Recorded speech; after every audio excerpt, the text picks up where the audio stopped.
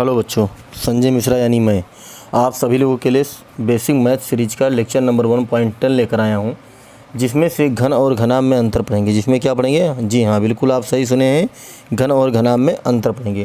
यानी क्यूब क्या होता है, क्यूबॉइड क्या होता है, ठीक है। जो कि ये बेसिक मैथ का लेक्चर नंबर 1.10 होगा। और आप लोग घन और घनाभ में देखेंगे तो ठीक है। मेरा नाम संजय मिश्रा और मैं आप सभी का Sanjay Mishra math YouTube channel में स्वागत करता हूँ बच्चों। चलिए, सबसे पहले मैं घन देखता हूँ, क्यूब क्या होता है बच्चों और क्यूबॉइड क्या होता है। दोनों में डिफरेंस जानने से पहले आपको मैं ये बता देना चाहता हूँ कि ये बनता कैसे, इसका फिगर कैसे बनता है, ठीक है। तो यदि हम डायग्राम से समझेंगे मुझे बहुत ज़्यादा समझ में आएगा। तो घन क्या होगा,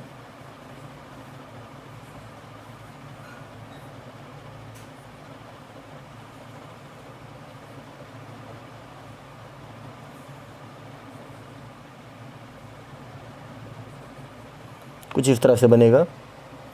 लेकिन बाबू घनाभ क्या होगा, इसको देखते हैं।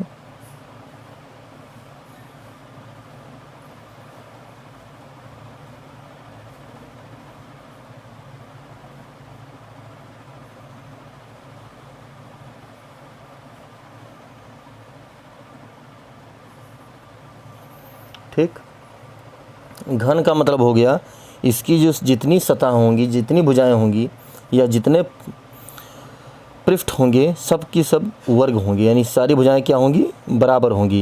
यानी इनकी लंबाई बराबर है, चौड़ाई बराबर है और ऊंचाई भी बराबर है।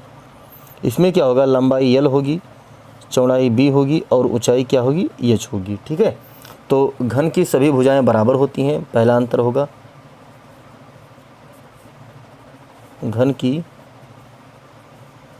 सभी भुजाएं बराबर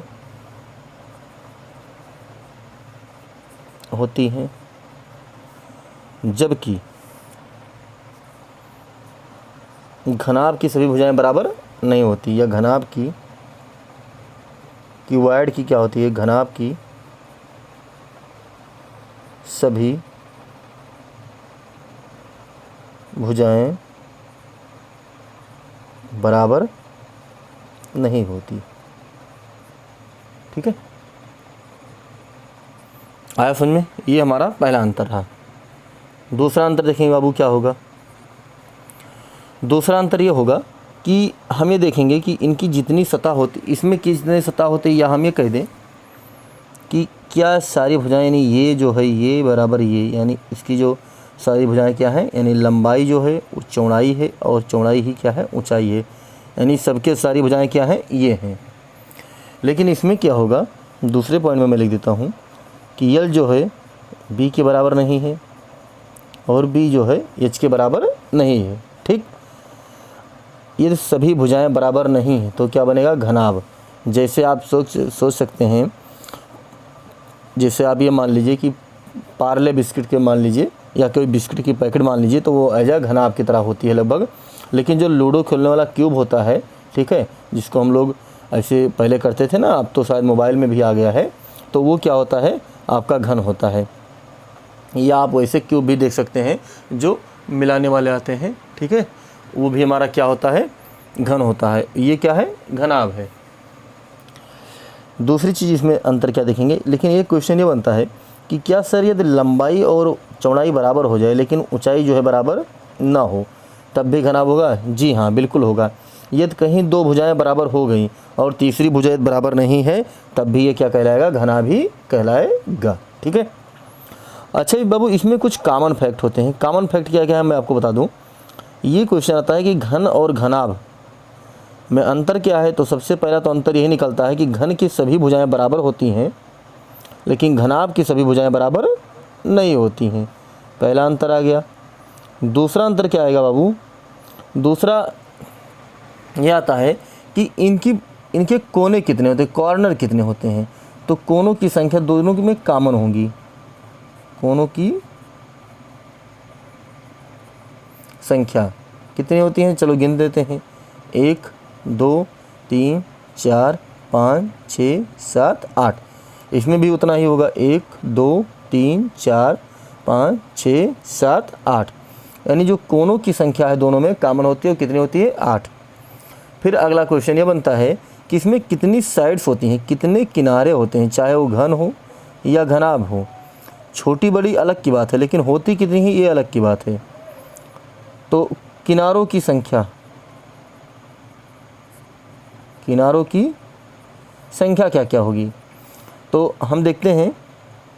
पहले नीचे 4 लगा है, 1 2 3 4, फिर ऊपर 4 लगा है, 5 6 7 8, उसके बाद चारों कोनों पर 4 पोल की तरह है, तो 8 9 10 11 12।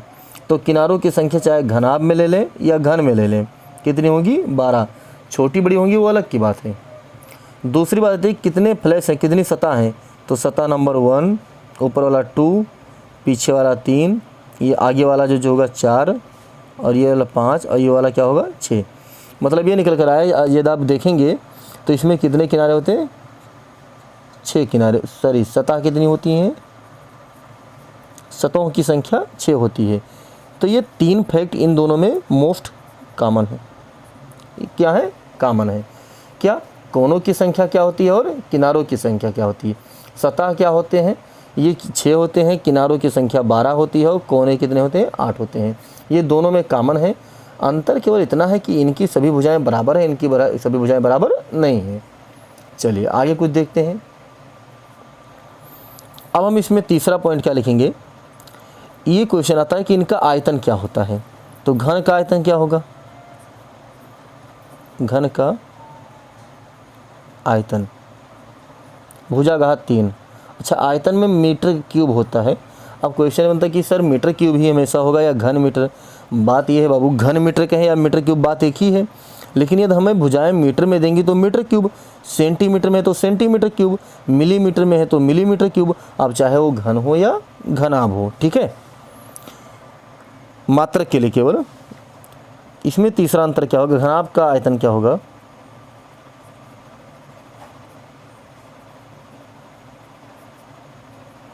लंबाई गुणे चौड़ाई गुणे ऊंचाई। अब मीटर क्यूब हम लिख लेंगे, या इकाई क्यूब लिख सकते हैं या यूनिट क्यूब लिख सकते हैं, ठीक है। यदि हमारा मात्रक मीटर में होगा तो मीटर यूज करेंगे, सेंटीमीटर में तो सेंटीमीटर यूज करेंगे।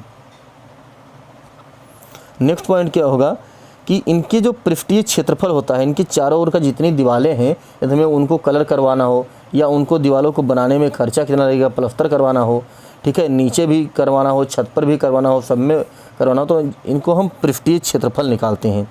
क्या निकालते हैं, आउटर सरफेस निकालते हैं, एरिया ऑफ आउटर सरफेस।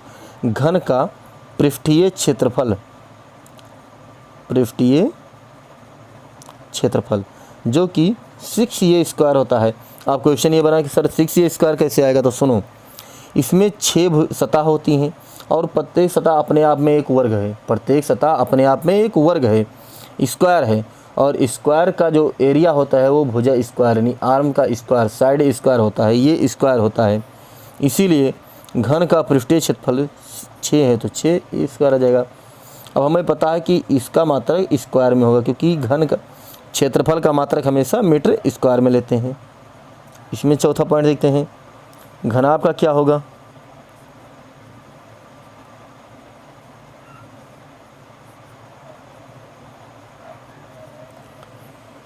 इसमें होगा 2LB + BH धन HL। 2 क्यों ले लिया, क्योंकि पहले हम एक लंबाई गुणे चौड़ाई का निकालेंगे। मान लीजिए कि आप फर्श का निकाल रहे हैं, उसके बाद दीवार का निकालेंगे, फिर ये क्या हो जाएगा, ये दूसरी दीवार का हो जाएगा, क्योंकि चारों तरफ दीवारें लगेंगी तो ये दुगना हम कर देंगे, क्योंकि हर दीवार हर सतह फर्श होगी तो उसी अनुसार छत होगा, मतलब जब डबल होता है इसीलिए कर सकते हैं। जैसे मान लीजिए इसका हमें एरिया निकालना है फर्श का, तो लंबाई गुणे चौड़ाई करना पड़ेगा। उसके बाद इस साइड वाली दीवार का निकालना है तो H गुणे B करना पड़ेगा। और मान लीजिए इस फ्रंट यानी जो सामने आपके है इस दीवार का निकालना है तो आपको क्या करना पड़ेगा, H गुणे L करना पड़ेगा।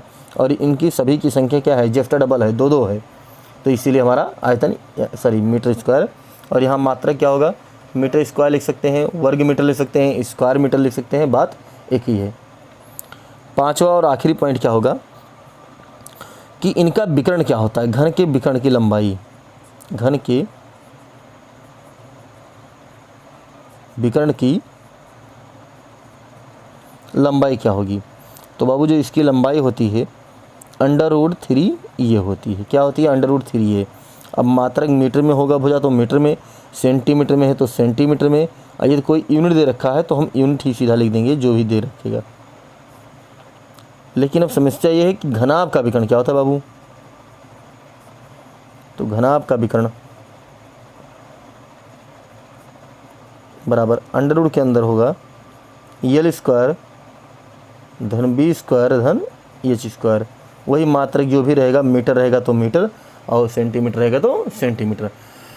तो बाबू ये बेसिक मैथ का लेक्चर नंबर 1.10 रहा, जिसमें हम लोग घन और घनाभ पढ़े हैं। इसके पहले 1.9 में हमने क्या पढ़ा था? वृत्त और गोले में अंतर, सर्किल और स्फीयर क्या होता है। यहाँ हमने पढ़ा क्यूब क्या होता है, क्यूबॉइड क्या होता है, घन क्या होता है, घनाभ क्या होता है। इसमें कोनों की संख्या, किनारों की संख्या, सतहों की संख्या हमने निकाली। फिर इनकी सभी भुजाएं बराबर होती है, मोस्ट इंपॉर्टेंट है। इनकी सभी भुजाएं बराबर नहीं होती हैं। यदि सभी भुजाएं बराबर हैं तो घन कहलाएगा। यदि कोई भी दो भुजा बराबर नहीं तो घनाभ बन जाएगा तुरंत। आयतन मैंने देखा, घन का क्या होता है, घनाभ का क्या होता है, क्षेत्रफल देखा, विकर्ण देखा, दोनों का देखा। ठीक है, तो बस आज के वीडियो में बस इतना ही पढ़ाया जाएगा, इतना ही समझाएंगे। बाकी आगे की वीडियो अगले बेसिक या अगले लेक्चर में हम लेकर आएंगे। तब तक के लिए बहुत बहुत आप लोग का धन्यवाद। यदि आपको वीडियो पसंद आया हो तो आप लाइक करें, शेयर करें और सब्सक्राइब जरूर करें। ठीक है, ओके, धन्यवाद।